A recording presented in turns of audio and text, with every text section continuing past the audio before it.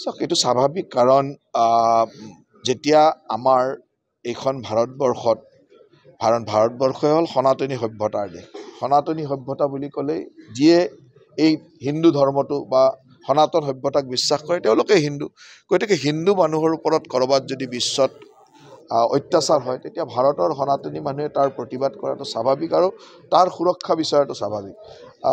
এইটো আমাৰ কাৰণে দুখজনক যে বাংলাদেশ এটা সময়ত অখণ্ড ভাৰতৰ অংশ আছিল আৰু সেই অখণ্ড ভাৰতৰ অংশতে হিন্দুসকল নিৰ্যাতিত হোৱাটো আমাৰ কাৰণে দুখজনক আৰু সেইকাৰণে আমিও সচেতন হ'ব লাগিব। আৰু মই ভাবোঁ যে ভাৰতবৰ্ষই ইয়াৰ এটা জনসচেতনতা আৰম্ভ কৰিব লাগিব যাতে তাত থকা হিন্দুসকল সুৰক্ষিত হৈ থাকিব।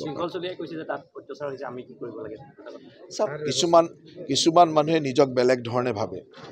আমি নিজকে এজন সনাতনী বুলি ভাবোঁ। ভাৰতবৰ্ষৰ সৰহসংখ্যক মানুহে নিজক সনাতনী বুলি ভাবে। গতিকে সনাতনী আৰু সনাতনীৰ মাজত এক সম্পৰ্ক থাকিবই। যেনেকৈ বিভিন্ন ঠাইত কেতিয়াবা গণ্ডগোল হ'লে বাকী ধৰ্মাৱলম্বী লোকসকলেও তেওঁলোকৰ নিজৰ ইউনিটিটো দেখুৱায়, ঠিক তেনেদৰে সনাতনী মানুহৰ এটা সদ্ভাৱ বা সনাতনী মানুহৰ আৰু সনাতনে এনেকুৱা এটা সংস্কৃতি যোনে সৰ্বধৰ্মক সমভাৱ হিচাপে লয়।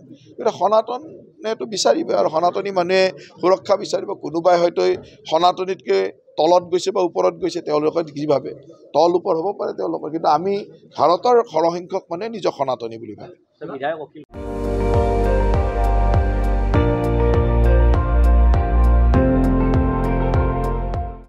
আপুনি চাই আছে ND24, সৰ্বশ্ৰেষ্ঠ নহয় সৰ্বোত্তমৰ দৌৰা।